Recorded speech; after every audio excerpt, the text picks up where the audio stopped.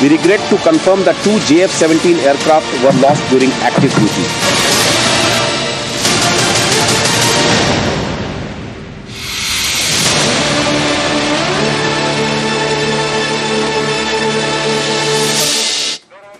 বাংকারে লুকিয়ে পাক প্রধানমন্ত্রী বিষয়ে এটা শুনে সত্যিই হাসি পাচ্ছে। পাক প্রধানমন্ত্রী তিনি আর কোথাও জায়গা পাচ্ছেন না, কারণ গোটা দেশের যে অবস্থা, ছিন্ন ভিন্ন গোটা দেশ বলাই যায়। পাকিস্তানের অস্তিত্ব আগামী দিনে সত্যি থাকবে কিনা, এটাই তো মানে একটা বড় প্রশ্ন। দেখো রুমেলা, পাকিস্তানে সরকার নেই বললেই চলে।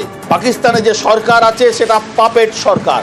তার কারণ পাকিস্তানে যে নির্বাচিত সরকার আছে সেই সরকারের প্রধান হচ্ছেন শাহবাজ শরীফ, তিনি প্রধানমন্ত্রী। পাকিস্তানের প্রেসিডেন্ট হচ্ছেন আসিফ আলী জারদারি। বেনজির ভুট্টোর পাকিস্তানের প্রধানমন্ত্রীর বাড়ির 20 কিলোমিটারের মধ্যে মুহুর্মুহু বোমা ফেলছে ভারতবর্ষ। পাকিস্তানের প্রধানমন্ত্রী শাহবাজ শরীফের বাড়ির 20 কিলোমিটারের মধ্যে পরের পর বোমা বিস্ফোরণ করছে ভারত। যেটা বলছিলাম, পাকিস্তানের প্রধানমন্ত্রী শাহবাজ শরীফ, পাকিস্তানের প্রেসিডেন্ট আসিফ আলী জারদারি, যিনি বেনজির ভুট্টোর স্বামী, পিপিপি অর্থাৎ পাকিস্তান পিপলস পার্টির নেতা। এই অবস্থার মধ্যে এরা দুজন রয়েছেন পাকিস্তানের নির্বাচিত সরকারের মাথার ওপরে। কিন্তু সত্যি কি এদের কোনো ক্ষমতা আছে? এদের ক্ষমতা নেই বললেই চলে, কারণ পাকিস্তানের ক্ষমতা রয়েছে আইএসআই এর কাছে, ইন্টার সার্ভিসেস ইন্টেলিজেন্স, অর্থাৎ পাকিস্তানের গোয়েন্দা সংস্থা। তারা ভীষণভাবে ক্ষমতাশালী। সব থেকে বেশি ক্ষমতাশালী কে?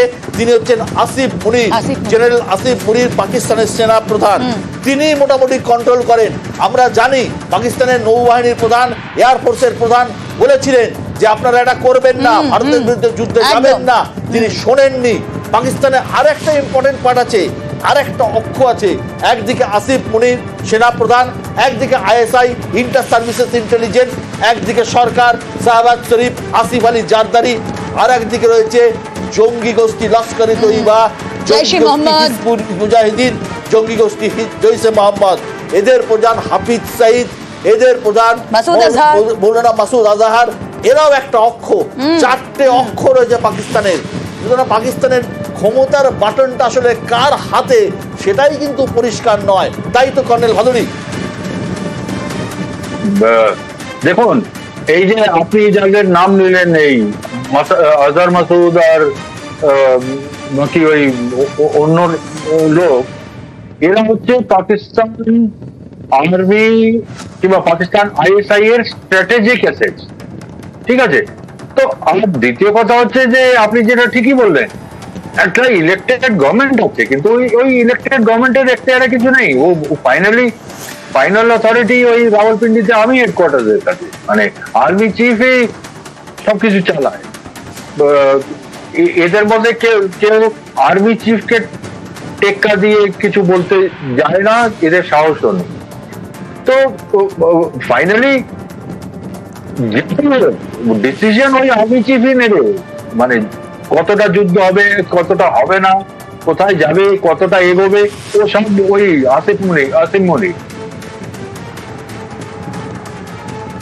কর্নেল ভাদুরী, একটা জিনিস বলুন যে পাকিস্তানের এয়ার ডিফেন্স সিস্টেম ভেঙে গুঁড়িয়ে দিয়েছে ভারতীয় সেনাবাহিনী।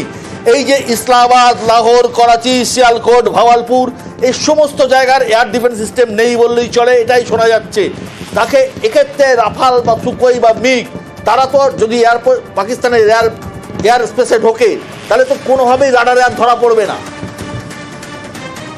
না, আপনি একটুখানি কনফিউজ হয়ে যাচ্ছেন। রেডার সিস্টেম কিন্তু দু রকমের হয়। আচ্ছা, একটা হচ্ছে সার্ভেইলেন্স রেডার, যেগুলো মনিটর করে। ওকে, ওই রেডার সিস্টেম গুলো আলাদা। যে রেডার সিস্টেম গুলো আমরা টার্গেট করেছি সেইগুলো হচ্ছে এয়ার ডিফেন্স রেডার, মানে এয়ার ডিফেন্স গানস আর এয়ার ডিফেন্স মিসাইল সিস্টেমের সঙ্গে ডাইরেক্টিং যে fire direction, fire control radar, যেগুলো সেইগুলোকে আমরা টার্গেট করেছি।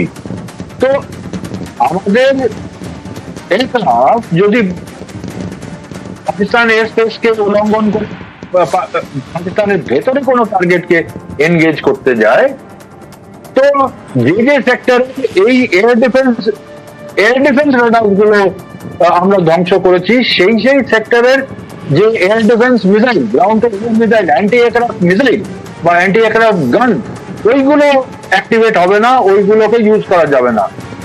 কিন্তু যেগুলো সার্ভিলেন্স রেডার, যেগুলো এয়ারফোর্সের সার্ভিলেন্স রেডার, সেইগুলো তো পিক আপ করে যে এয়ার ডিফেন্স। সংযোগ মনে হয় বিচ্ছিন্ন হয়ে গেছে, কোনোভাবে সংযোগ বিচ্ছিন্ন হয়ে গেছে কর্নেল লাহিড়ীর সাথে। একটা দেশ যারা ধুঁকছে, অর্থনীতি নেই বললেই চলে, $700 বিলিয়ন IMF থেকে গত বছর লোন নিয়েছে, ধারের টাকায় গোটা দেশটা চলছে, সেই দেশে এই ধরনের হারাকিরি সিদ্ধান্ত পাকিস্তানি সেনাপ্রধান জেনারেল আসিফ মুনির কি করে নেন সত্যি ভাবা যায় না। নির্বাচিত সরকারের ক্ষমতা নেই, তারা টোটো ISI এবং সেনাবাহিনী তারা ক্ষমতা নিচ্ছে পাকিস্তানের সাধারণ মানুষকে।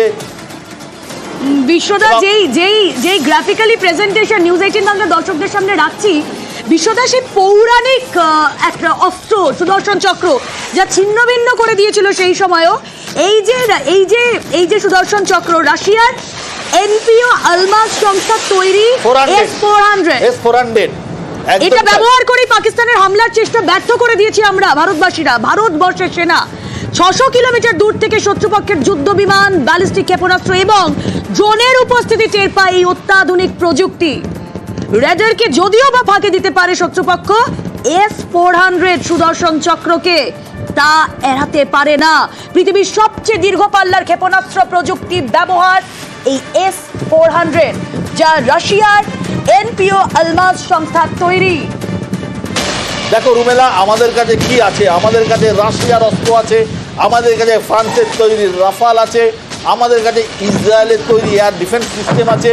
পৃথিবীর সমস্ত উন্নত বা উন্নয়নশীল দেশগুলোর সমস্ত ভালো অস্ত্রগুলো আমাদের কাছে আছে। পাকিস্তান একটা খারাপ দেশ, ততোধিক খারাপ সেনাবাহিনী, তাদের কাছে চায়নার তৈরি মাল রয়েছে, অন্য কোনো মাল কিন্তু নেই। একমাত্র পুরনো কিছু মাল রয়েছে, যে মালটা হচ্ছে F-16 যুদ্ধ বিমান, আমেরিকার দেওয়া, তাও সে বহু পুরনো। অর্থাৎ পাকিস্তানের সিস্টেম কিন্তু চায়নার বেস করা সিস্টেম।